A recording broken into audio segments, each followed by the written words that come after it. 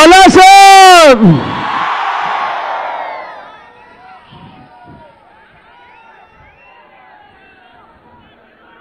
మండుతున్న ఎండలు తీక్షణంగా ఉన్నాయి. అయినా ఏ ఒక్కరూ కూడా లెక్క పెట్టడం లేదు. చీకటి చిరునవ్వులతోనే ఆప్యాయతలు చూపిస్తా ఉన్నారు, ప్రేమానురాగాలు పంచిపెడతా ఉన్నారు, ఆత్మీయతలు చూపిస్తా ఉన్నారు. మీ అందరి ఆప్యాయతలకు, మీ అందరి ప్రేమానురాగాలకు, మీ అందరి ఆత్మీయతలకు ముందుగా ప్రతి అక్కకు, ప్రతి చెల్లెమ్మకు,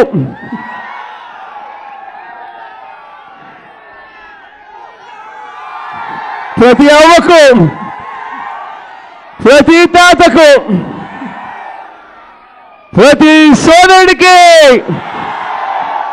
ప్రతి స్నేహితుడికి ముందుగా మీ అందరి ఆప్యాయతలకు, మీ అందరి ప్రేమానురాగాలకు, మీ అందరి ఆత్మీయతలకు రెండు చేతులు జోడించి శిరస్సు వంచి పేరు పేరున హృదయపూర్వకంగా కృతజ్ఞతలు తెలుపుకుంటా ఉన్నాను.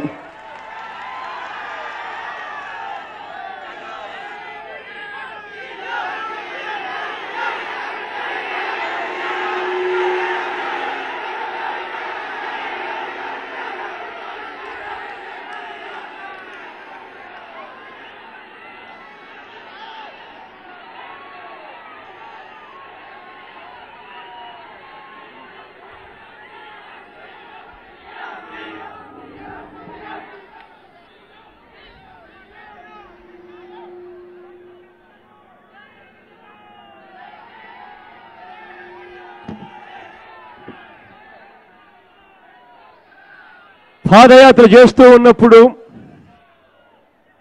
దాదాపుగా 3648 కిలోమీటర్ల ఆ పాదయాత్ర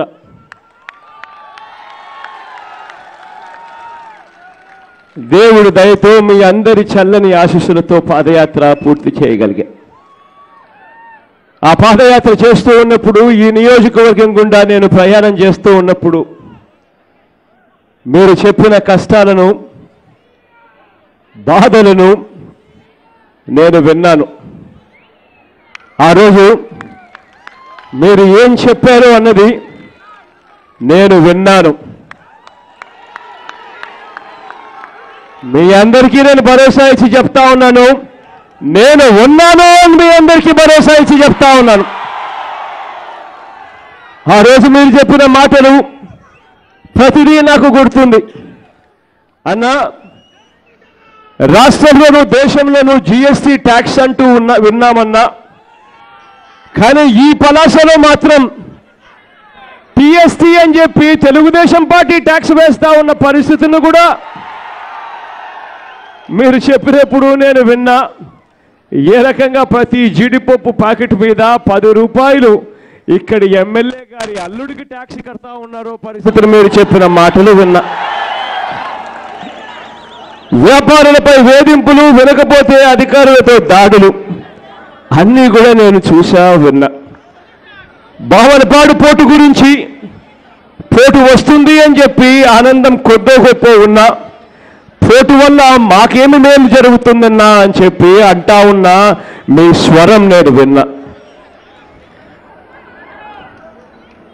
పోటుతో పాటు అక్కడే మత్స్యకారులకు కూడా ఒక ఫిషింగ్ హార్బర్ కట్టాలని, పోటు వచ్చినప్పుడు ఆ పోటులో స్థానికులకే ఉద్యోగాలు వచ్చే అవకాశాలు రావాలని, పోటు కోసం భూములు కోల్పోతా ఉన్న ఆ ప్రజలకు ఇచ్చే సొమ్ము అతి తక్కువగా ఇస్తా ఉన్నారని మీరు చెప్పిన ప్రతి బాధ నేను విన్నా. తిత్లీ తుఫాను వచ్చింది. తిత్లీ తుఫాను వచ్చినా కూడా రైతులకు ఇప్పటికీ కూడా పరిహారం సక్రమంగా అందలేదు అని చెప్పి మీరు చెప్పిన మాటలు విన్నా. రెండో విడత జాబితా విడుదల కాలేదు అని మీరు చెప్పిన బాధలు విన్నా. ఇచ్చిన చెక్కులు చాలా వరకు చెల్లుబాటు కావడం లేదు అని చెప్పి మీరు చెప్పిన అంశాలను విన్నా. కొబ్బరి చెట్లకు ఇస్తా ఉన్న కాంపెన్సేషన్ 1500 రూపాయలు తక్కువ అని మీరు చెప్పిన మాటలు విన్నా, జీడి తోటకు హెక్టార్కు ఇస్తా ఉన్న 30,000 రూపాయలు చాలా తక్కువ అన్నా అని మీరు అంటా ఉన్న మాటలన్నీ విన్నా. ఆ రోజు నేను అన్న మాటలు కూడా నాకు బాగా గుర్తున్నాయి. ఆ రోజు నేను చెప్పా, తిత్లీ తుఫాను వల్ల నష్టపోయిన ప్రతి రైతన్నకు నేను చెప్పా, కొబ్బరి చెట్టుకు 1500 కాదు, మనం అధికారంలోకి వచ్చిన తర్వాత దాన్ని 3,000 రూపాయలు చేస్తాము అన్న మాటలు నాకు గుర్తున్నాయి. జీడి తోటలకు హెక్టార్కు 30,000 రూపాయలు కాదు, దాన్ని 50,000 చేస్తాము అన్న మాటలు నాకు గుర్తున్నాయి. కిడ్నీ వ్యాధులతో బాధపడతా ఉన్న బాధితుల కష్టాలను చూశా. వాళ్ళ కోసం ధర్నాలు చేసిన పరిస్థితులను కూడా గతంలో చేశాము. ఆ పరిస్థితులను కూడా నెమరు వేసుకుంటూ అన్నా మీరు వచ్చారు అని చెప్పి ఒకవైపున ఆనందం, మరోవైపున బాధపడుతూ వాళ్ళు చెప్తున్న కథలు చూశా. కిడ్నీ బాధితులకు ఈ ప్రభుత్వం ఏమాత్రం కూడా మంచి చేయని పరిస్థితులు వాళ్ళు చెప్తా ఉన్నప్పుడు విన్నా. 1000 మంది రోగులుంటే కేవలం 370 మందికి మాత్రమే పెన్షన్లు ఇస్తా ఉన్నారన్నా అని చెప్పి వీళ్ళు చెప్తా ఉన్న బాధలు విన్నా. కిడ్నీ పేషెంట్లకు నెలకు దాదాపుగా 7-8 రూపాయలు ఖర్చు అవుతా ఉంటే ప్రభుత్వం ఇచ్చే పెన్షన్ కేవలం ముష్టేసినట్టు అది కూడా 370 మందికి అది కూడా 2,500 మాత్రమే ఇస్తే ఎలా బతకగలుగుతాము అని చెప్పి ఆ రోజు కిడ్నీ పేషెంట్ నాతో అన్నప్పుడు వాళ్ళ బాధలు నేను విన్నా. డయాలసిస్ చేయించుకుంటున్న రోగులు 1000 మందిలో ఉంటే కేవలం 1400 మందికి మాత్రమే ప్రభుత్వ ఆసుపత్రిలో డయాలసిస్ జరుగుతూ ఉంది అని చెప్తా ఉన్నప్పుడు ఆ బాధలు నేను విన్నా. నెఫ్రాలజిస్టులు లేరు, వైద్యం సరిగ్గా లేదు అని చెప్తా ఉన్నప్పుడు ఆ గుండె కోతను నేను చూశా. ఆ ప్రతి కిడ్నీ బాధితుడికి ఆ రోజు నేను చెప్పిన మాటలు ఇంకా నాకు గుర్తున్నాయి అని చెప్పి మరొక్కసారి మీ అందరికీ చెప్తా ఉన్నా. అధికారంలోకి వచ్చిన వెంటనే 3 నెలల తిరక్క మునిపే ఇక్కడే 200 బెడ్లతో సూపర్ స్పెషాలిటీ కమ్ రీసెర్చ్ హాస్పిటల్కు వెంటనే వచ్చి టెంకాయ కొడతాం, 2 సంవత్సరాలలో హాస్పిటల్ పూర్తి చేసి నడిపిస్తాను అని చెప్పి మీ అందరికీ కూడా హామీ ఇస్తా ఉన్నాం.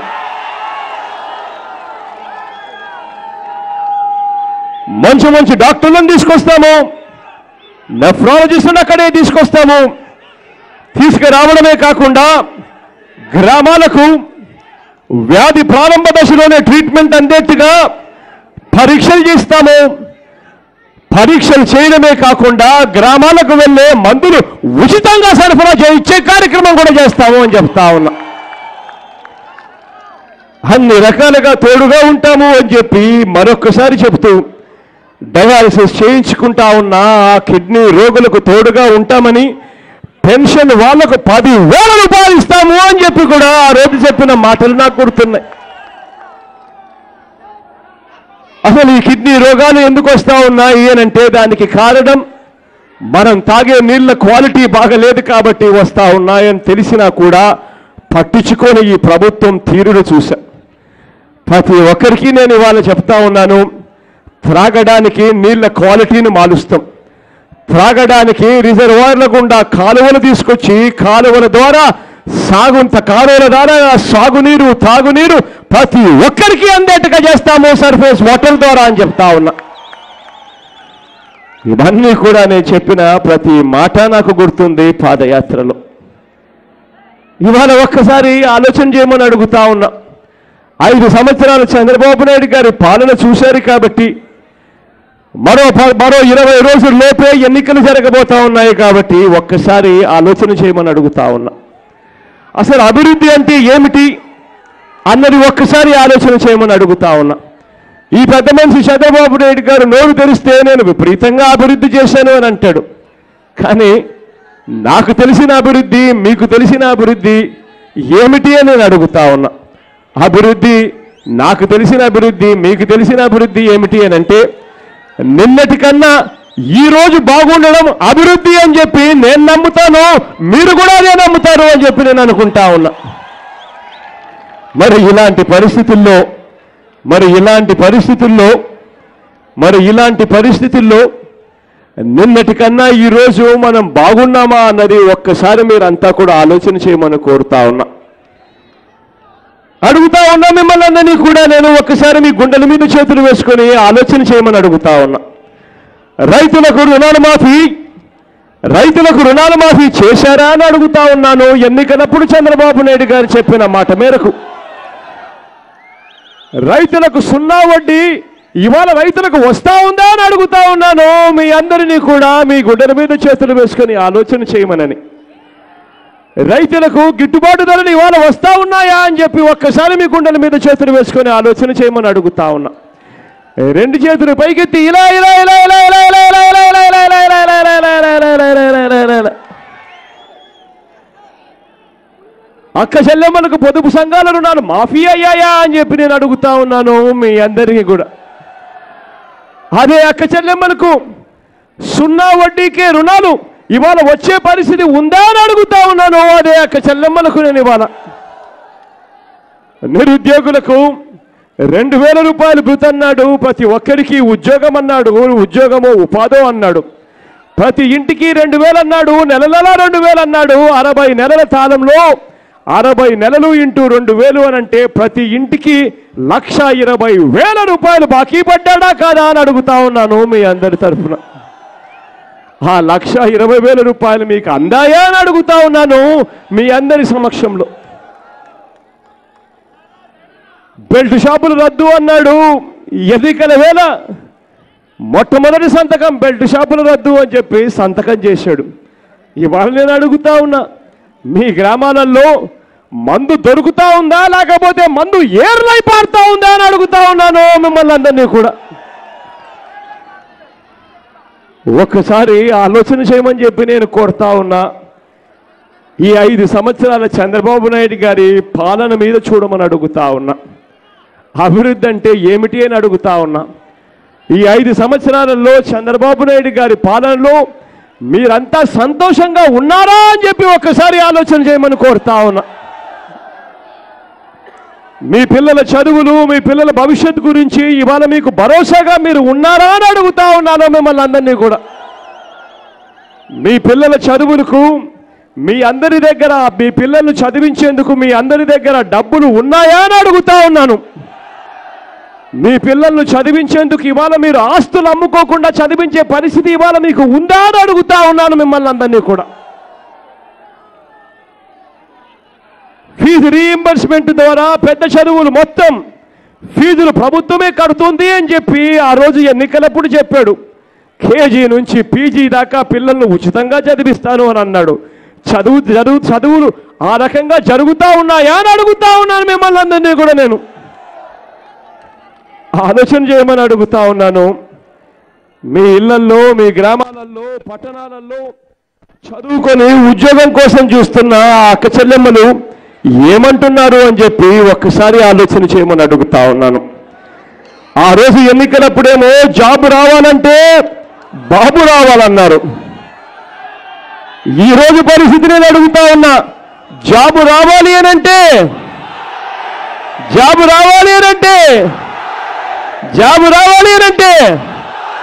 బాబు పోవాలి అని చెప్పి అంటా ఉన్నా. స్వరాన్ని ఈరోజు వింటా ఉన్నా. 5 సంవత్సరాలలో అభివృద్ధి అంటే ఏమిటి అని ఒక్కసారి ఆలోచన చేయమని కోరుతా ఉన్నా.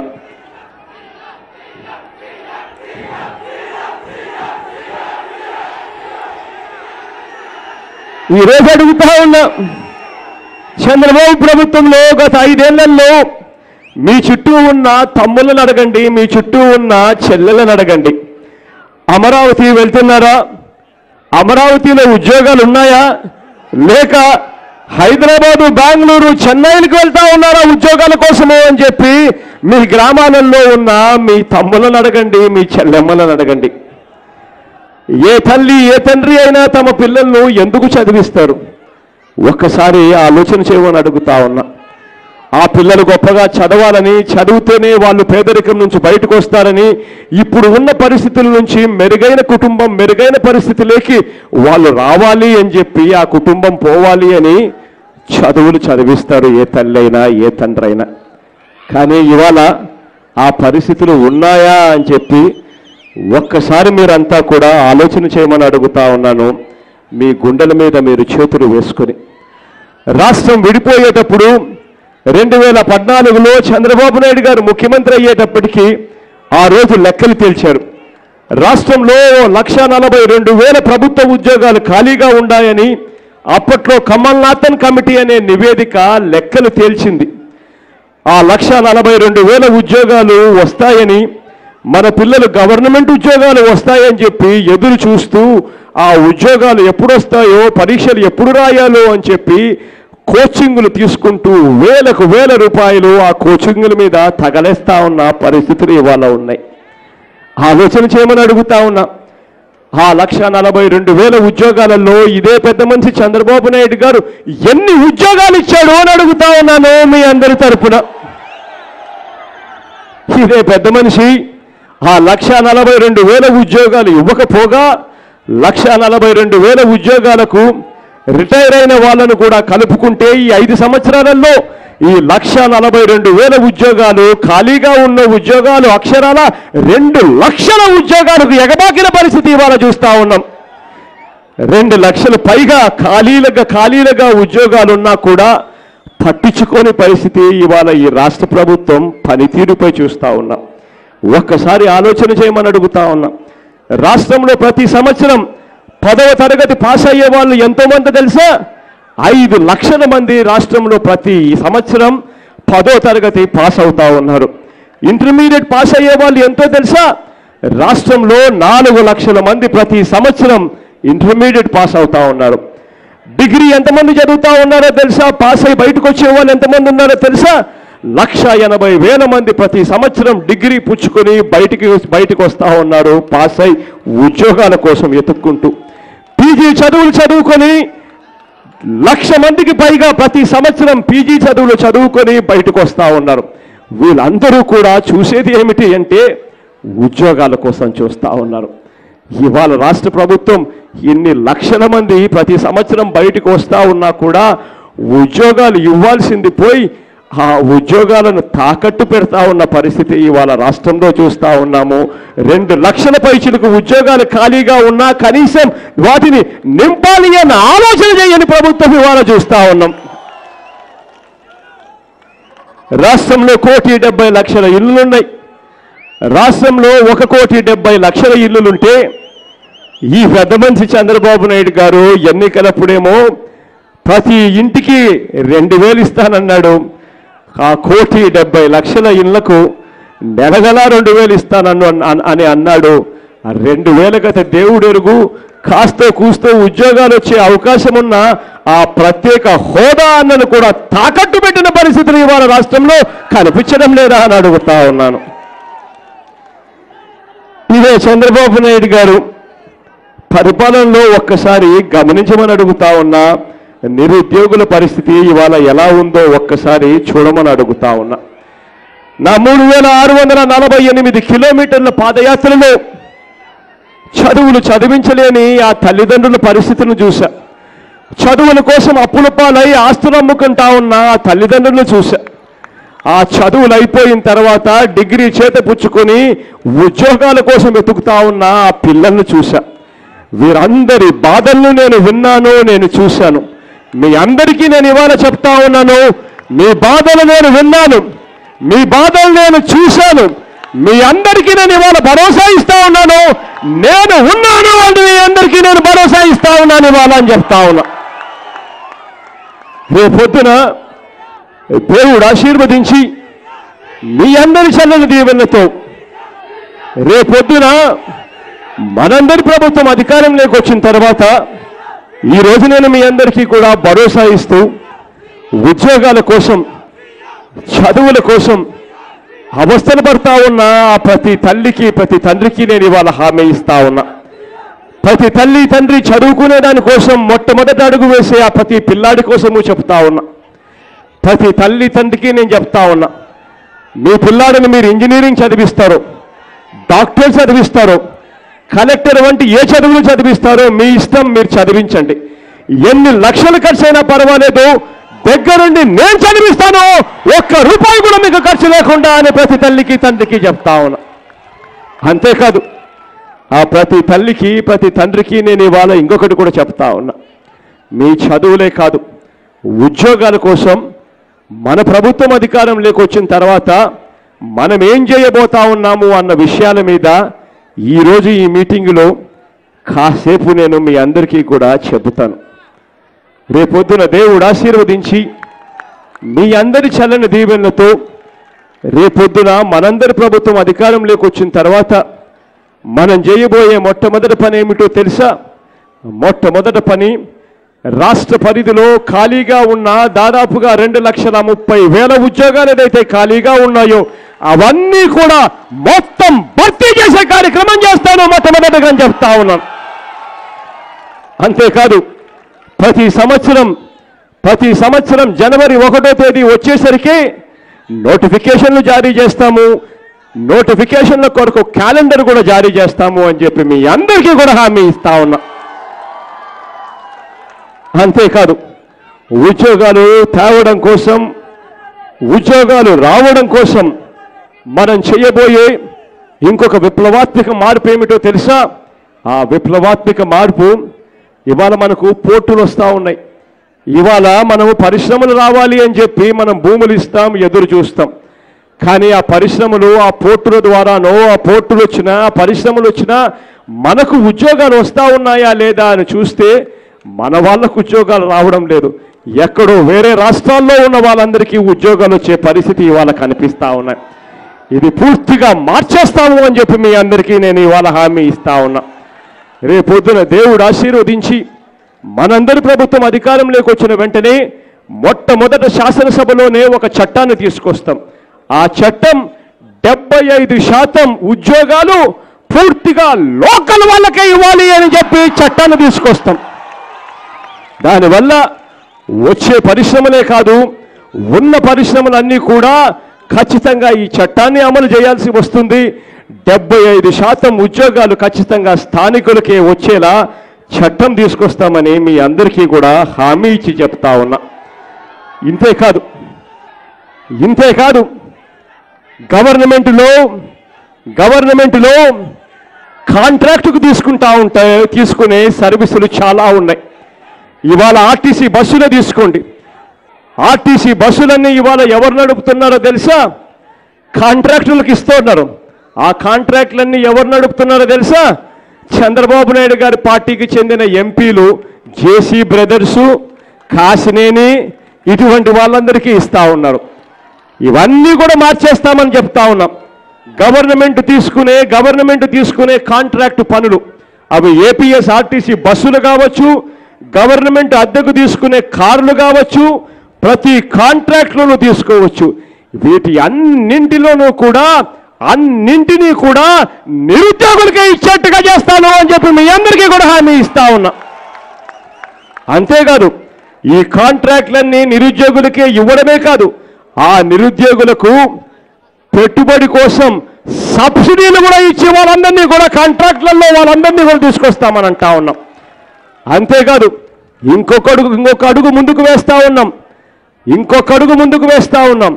ఈ గవర్నమెంట్ నామినేషన్ పద్ధతిలో ఇచ్చే ఈ ప్రతి కాంట్రాక్టులలోనూ 50% బీసీలకు, ఎస్సీలకు, ఎస్టీలకు, మైనారిటీలకే కేటాయిస్తామని చెప్పి కూడా హామీ ఇస్తా ఉన్నా. ఇదొక్కటే కాదు, అధికారంలోకి వచ్చిన వెంటనే ఉద్యోగాల కోసం మనం చేయబోయే ఇంకొక విప్లవాత్మక మార్పు ఏమిటో తెలుసా? ఆ విప్లవాత్మక మార్పు, మీ గ్రామంలోనే గ్రామ సెక్రటేరియట్ అని చెప్పి పెడతాం. ప్రతి గ్రామంలోనూ గ్రామ సెక్రటేరియట్ పెడతాం. ఆ గ్రామ సెక్రటేరియట్లో 10 మంది చదువుకున్న మీ ఊరి పిల్లలకి అదే గ్రామ సెక్రటేరియట్లో ఉద్యోగాలు ఇస్తాము అని చెప్పి కూడా హామీ ఇస్తా ఉన్నా. దీనివల్ల మీ గ్రామంలో చదువుకున్న 10 మంది పిల్లలకు గ్రామ సెక్రటేరియట్లో ఉద్యోగాలు అక్కడే వచ్చే పరిస్థితి ఏర్పడుతుంది.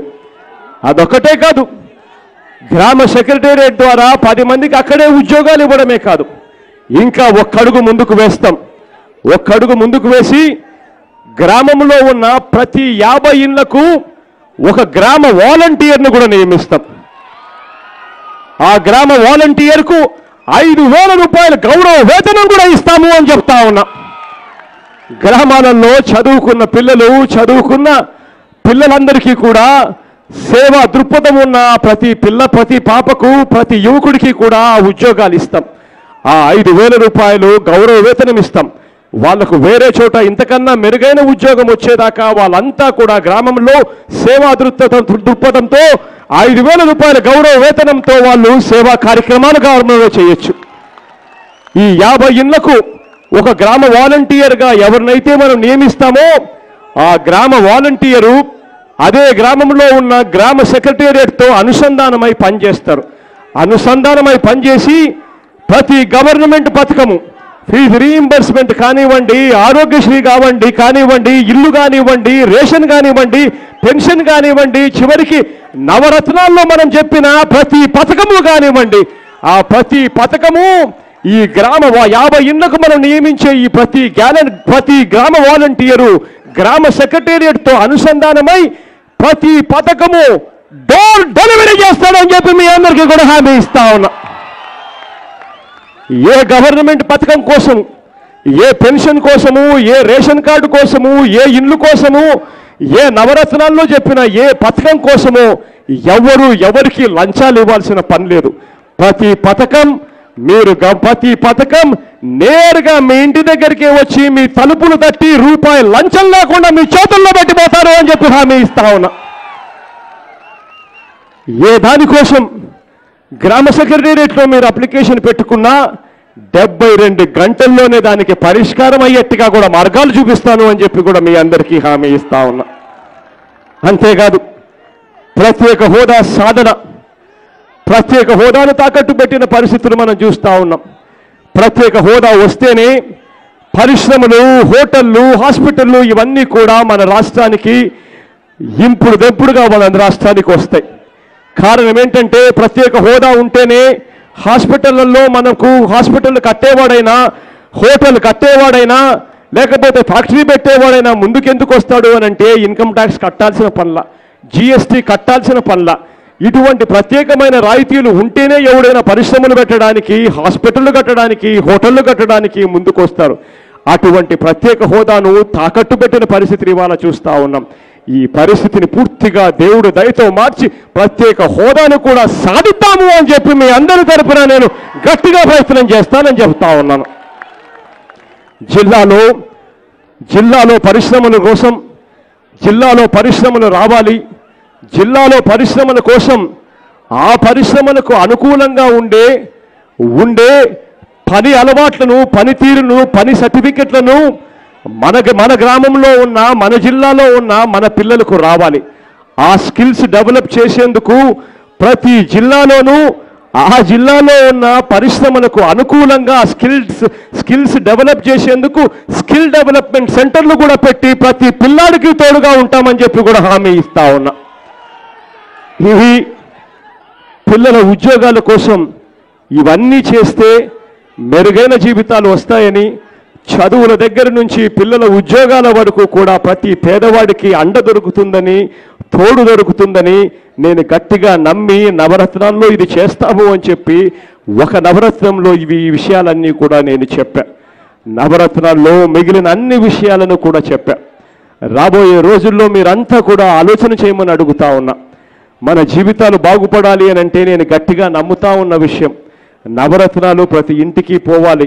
నవరత్నాల ద్వారా ప్రతి పేదవాడి జీవితం బాగుపడుతుందని నేను గట్టిగా నమ్ముతా ఉన్నా. కానీ ఇవాళ చంద్రబాబు నాయుడు గారి పాలనలో అన్యాయాలు చూస్తూ ఉన్నాం, అబద్ధాలు చూస్తూ ఉన్నాం, మోసాలు చూస్తూ ఉన్నాం, చివరికి హత్యలు కూడా చూస్తూ ఉన్నాం ఈ పెద్ద మనిషి చంద్రబాబు నాయుడు గారి పాలనలో.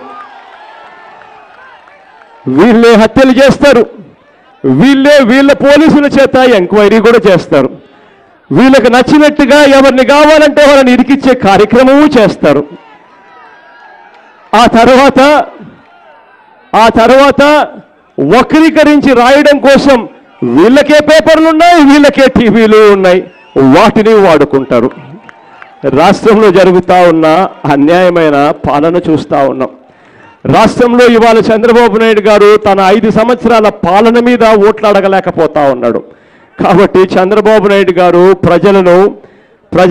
ప్రజల కళ్ళను మళ్లించేందుకు చంద్రబాబు నాయుడు గారు కుట్రలు పండుతూ ఉన్నాడు. ఇవాళ రాజకీయాలు చూస్తూ ఉంటే ఈ కుట్రల మధ్యలో రాబోయే రోజుల్లో చంద్రబాబు నాయుడు గారు ఏం చేస్తారో తెలుసా? ప్రతి గ్రామానికి మూటలు డబ్బులు పంపిస్తాడు.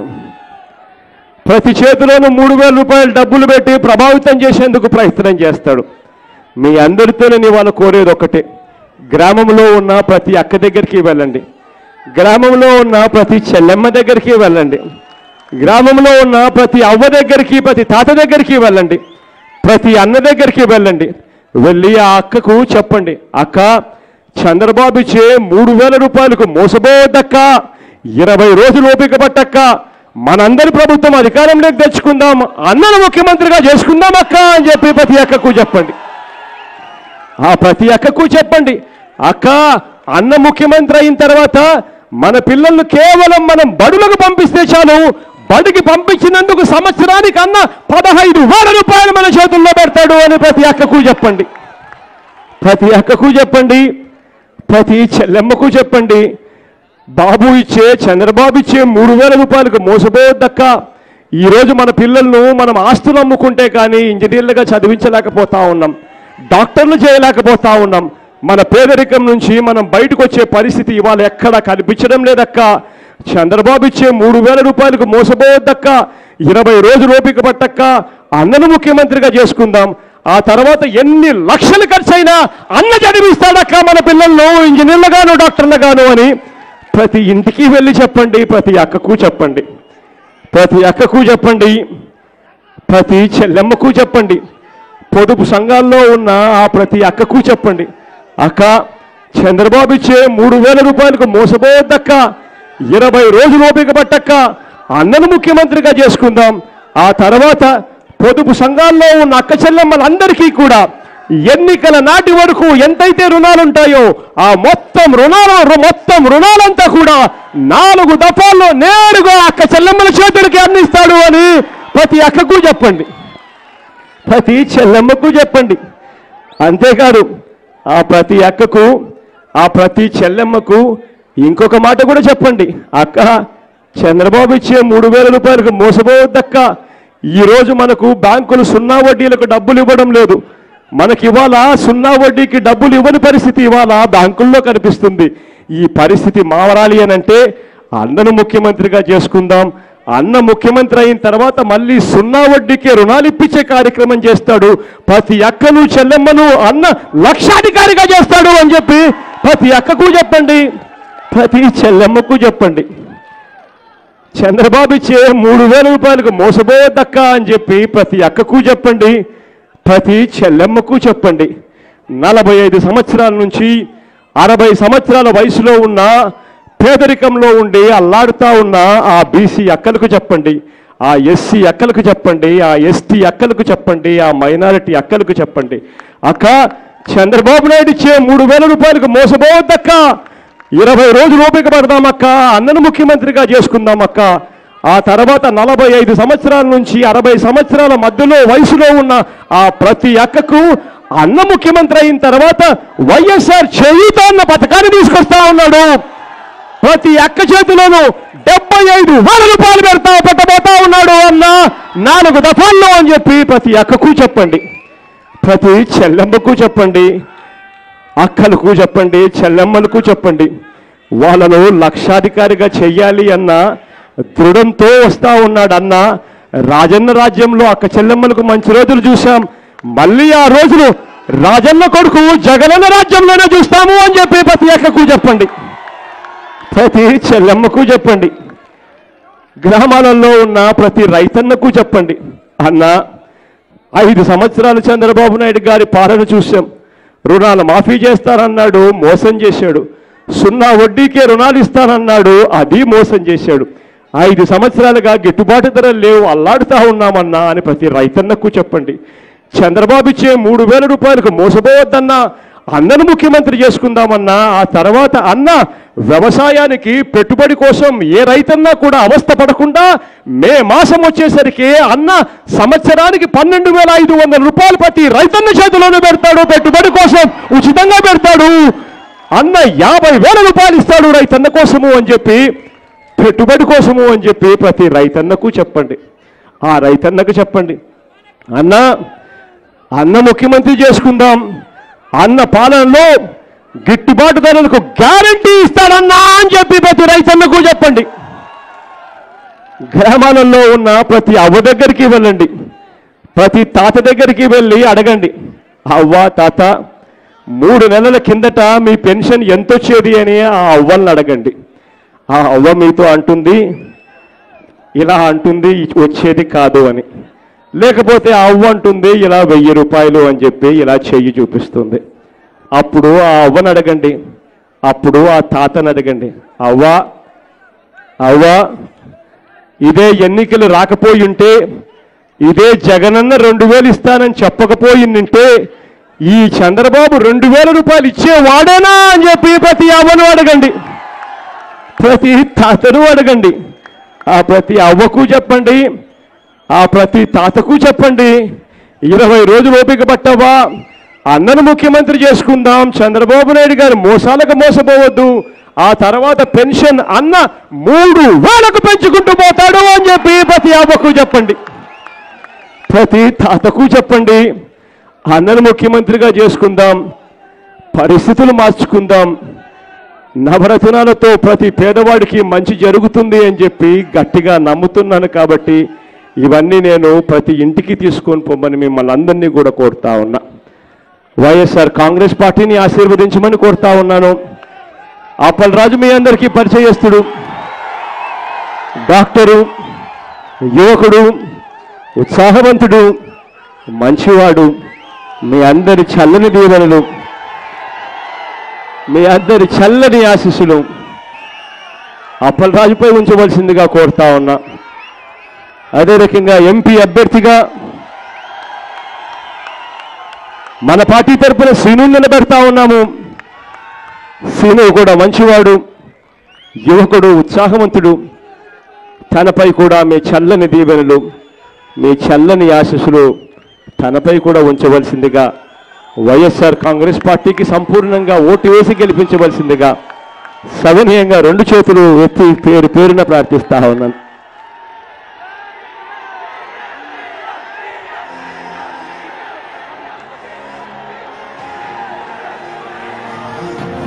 మన పార్టీ గుర్తు ఎవరైనా తెలియని వాళ్ళు ఎవరైనా ఉంటే ఒక్కసారి నేను గుర్తును చూపిస్తా, దయవుంచి గుర్తును చూడవలసిందిగా మిమ్మల్ని అందరినీ కూడా ప్రార్థిస్తా ఉన్నా. మన గుర్తు ఫ్యాన్ అన్న, అక్క అక్కడ మన గుర్తు ఫ్యాన్, అక్క ఫ్యాన్ అన్న, మన గుర్తు ఫ్యాన్ అన్న, అక్కడన్నా అక్కలో మన గుర్తు ఫ్యాన్, అక్క